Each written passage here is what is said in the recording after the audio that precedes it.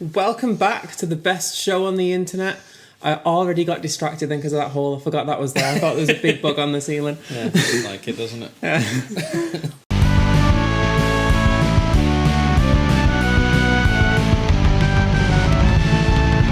Yeah! Welcome back to the best show on the internet. Music Is It Good Though? You are here with me, your favourite host, who goes by the name Caterpillar Cake, and I'm here with my co-host called... Caterpillar Bake. Yeah, this is the show where every week we listen to sometimes a new album, sometimes an old album, and decide overall if music is a good or a bad thing. Yeah, and this time it's a new one. This time it is a new one, but before we get to that, what have you been listening to this week? Not a lot, to be honest. I did listen to, following up on last week's review of boygenius, I did listen to one of their albums, Julian Baker, Little Oblivions. Yeah, Little Oblivions. That was really good. Right. Have you listened to any of the other solo ones yet? No, I've listened to one song off Lucid Daka or something. Yeah. That sounds like it'll be really good. A bit different to the Julian Baker one, but it's still like indie rock. Yeah. They're not going way too off base. With They're not speed metal. That's not. No, fair enough. How about you? Highlight over the last week, the first time on my daily generated albums that I'm listening to where I've been intimidated by an album before listening to it, because I know it's so highly regarded, and I thought if I think this is awful, then I think I just objectively have bad music taste. Was that the Bee Gees? It wasn't the Bee Gees, no. But that was also Odessa by the Bee Gees was a fantastic album. Did you listen to any of that? Yeah, I didn't like it. Did you not? No. Well, shut up. And yeah, but the one that I was a bit intimidated by was Dark Side of the Moon by Pink Floyd. It was really good. Do you like that? Yeah. I don't like it. You know? It does reach number one on a lot of these best of lists, albums of all time. Yeah. I'm just not a Pink Floyd fan. But anyway, never mind all that. Let's move on to this week, where we're listening to the new album by the Metallica called... 72 Seasons. Preconceptions of Metallica. Yeah, my favourite band. Love pretty much everything they've ever done. Everything. Even Lulu. Oh, I've never listened to that. Yeah, don't. I have listened to snippets of it, and I just think there's no point in me listening to it because this sounds shit. I like Saint Anger, which is derided by critics. That's like one of my favourite albums, and that's not just me being contrary. I love the Load and Reload eras where they cut the hair and went more rock and some country music in there. It's just brilliant because it just suits them so well. Yeah, I just love it. Have you ever listened to a full Metallica album before? And Justice for All. That came up on my generated albums, so I listened to that. What did you think of that? It was good, it wasn't great. I can't remember if I recognised any songs off it. Because You must have heard. Oh, yeah, one, yeah. I couldn't remember what was even on the album. But yeah, I knew one. One's a pretty good song. Like, didn't blow me away, but I knew it anyway because of Guitar Hero. I know you told me in school that was your favourite song of all time, and I listened to it and I was like, it's alright. Other than that, my only familiarity really is like stuff that gets played on the radio. I like Enter Sandman, which I know is when a lot of people apparently said, oh, they're just a pop band now. Yeah, sold out now. Yeah. I like Nothing Else Matters. Yeah, like a few other songs here and there that have kind of popped onto my radar I didn't mind. Yeah. And then lots of songs that kind of just blend into one and I couldn't tell you even what they were. Oh, okay. Yeah. I don't like even because I know Master of Puppets got super big because of Stranger Things, yeah. I don't mind Master of Puppets, but again I feel like that's such an overrated song. But what do I know? Yeah. What do I know? You shouldn't say that though, because this is why we're here. What do I know? Why would people bother listening to us? True. This is what I know, and there you go. What did you make of this album then? Have you listened to every Metallica album? Well, not Lulu. Not Lulu. I've listened to every other Metallica album in full, multiple times. So you're coming into this album from the perspective of someone who is very, very familiar with the band. I'm going into it from the perspective of someone who's listened to only one album in full. Yeah. So, yeah, what did you make of this? It was okay. Yeah, I don't know. It was quite a hard listen at first. The first few listens, I was really let down by it because I just thought it was a bit of a slog to get through because the songs are like overlong, and some of them just weren't very good. Like they could have just been taken off the album. I like to think of myself as someone who is like, I do criticise Metallica. I don't just accept everything they do blindly. It's just that I find what they do a lot of the time is just good. Yeah, this song's got some really highs, like some really highlights, and then some just like, why is this even on there? Like one of the first singles they had on there, that If Darkness Had a Son. I just figured, like, if that was released by any other band, it would be derided. But yeah, just because it's Metallica, it's like it's accepted as, yeah, this is actually good, but it's not. Yeah. It's not a good song. I still like the album. Like, I've listened to it a few more times since, and it's grown on me. Like, some of the songs that You Must Burn, like, the first time I heard that, I thought, this is just slow and, like, it dragged. But then when I listened to it yesterday or the day before, I thought, you know what, this is actually in the vein of some of the other songs that they did, like Devil's Dance, which, again, some people don't like, but I don't even know like that it. one, so I couldn't say. God That Failed. It's like some of the slower ones, but they're still heavy. They're not, like, acoustic-y or anything. I thought it was good in that vein. But it took me a while to listen to some of the other Metallica albums that they've done recently, just because they sound, I don't know, they just sound odd. Like, they don't sound like their other albums. Like, ever since Death Magnetic, which I think is the worst produced Metallica album ever, and is also probably my least favourite album, and then they did Hardwired. Those albums just sound, I think they sound too modern.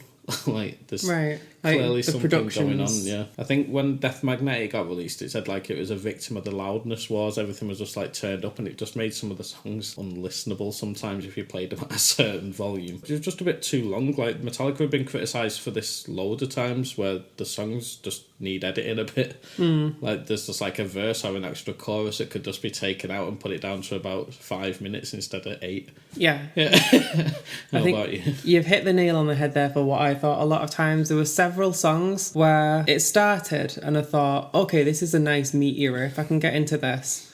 5 minutes later, I'm like, okay, like, wrap it up now. Yeah. Another 3 minutes later, it's like, it's still going. The album as a whole is quite long. It's around an hour and a quarter, isn't it? Yeah. The definite highlight for me, and I guess it shows that kind of punchiness of it and not dragging it on, was Lux Eterna. For me, was miles ahead of any other song that was on this album. And because it's just kind of punchy, it does what it needs to do, and then it's done. Whereas with the other ones, like you say, it's okay, verse, chorus, solo, chorus, second solo, verse, chorus, outro, then kind of come back in again for a chorus, then outro again. And it's like, it's just so unnecessary. And it made what was quite enjoyable for 3 or 4 minutes turn into like, okay, this song's doing my head in now. If it was wrapped up sooner, I'd probably go through a lot of these songs thinking I quite enjoyed that. Now, Metallica have done long songs before, but Like, one's a long song, isn't it? But there's more dynamic to it. exactly, it's just not the repetitive. Yeah. Whereas this is just like the needlessly long.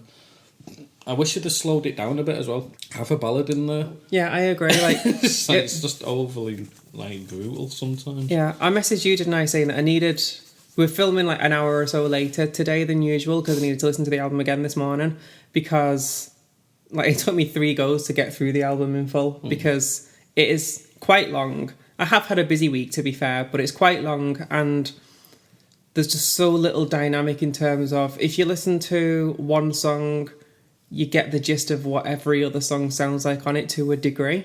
Basically, an hour and a quarter of one long song is quite tiring. Yeah. And then today, I listened to it this morning.